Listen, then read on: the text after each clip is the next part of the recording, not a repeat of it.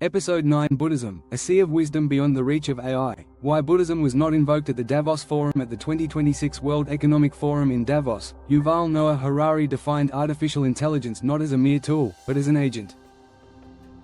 His concern was not centered on the speed of technological advancement or industrial disruption. Rather, he identified a deeper crisis: the linguistic foundations of human society itself are beginning to shake.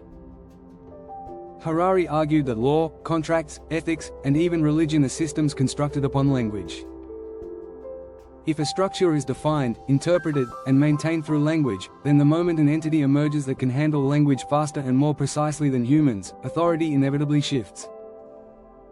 His point of departure is the recognition that AI has moved beyond processing information; it now produces meaning and constructs narratives.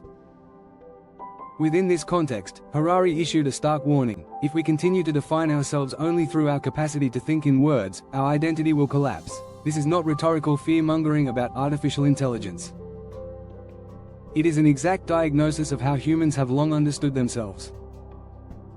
We have called combinations of words, names, professions, beliefs, ideologies, affiliations, and worldviews me. Human identity has, for centuries, rested upon linguistic self-definition. The problem is not simply that a superior linguistic agent has appeared.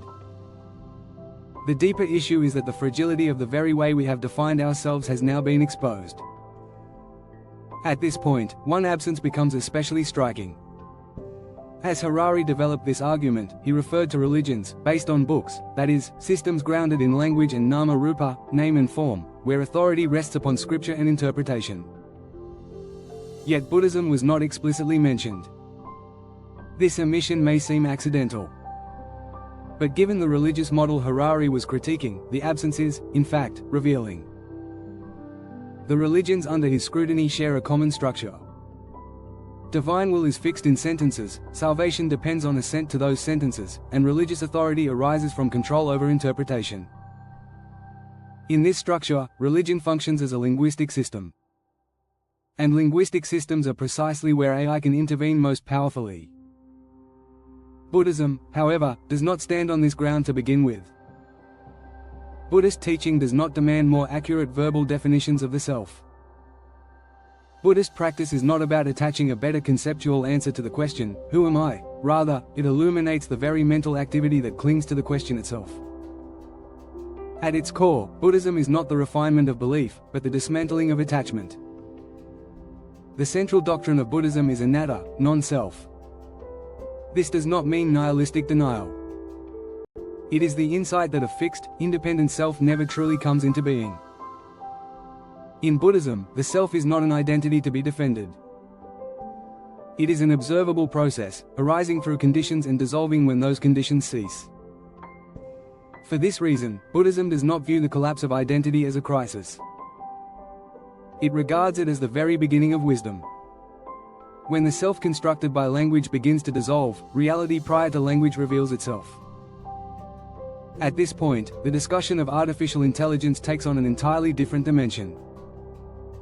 AI can summarize scriptures. It can systematize doctrine.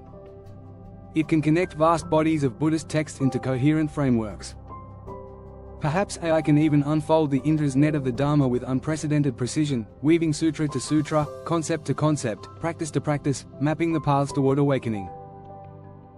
Yet a decisive difference remains. AI may possess the map, but it cannot cross the terrain. Awakening is not the sum of information, nor the result of calculation. It is an event in which attachment releases itself, at a point prior to the division of subject and object. This domain cannot be captured by language or fixed by definition. It reveals itself only within the lived experience of practice. AI works with language. Buddhism points to where language comes to rest. Thus, AI is not the enemy of Buddhism.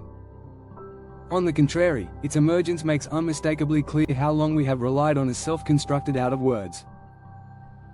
If AI can destabilize human identity by redefining it, Buddhism declared long ago that there was never a definable self to begin with. In the age of AI, Buddhism is not an outdated teaching. It is a teaching that urges the relinquishment of attachment to meaning in an era obsessed with endless meaning production. In a time overflowing with answers, it is a practice that asks us to live the question. Buddhism is not a system of information. It is a sea of wisdom. And that sea, no matter how advanced artificial intelligence becomes, cannot be crossed by a vessel made of language.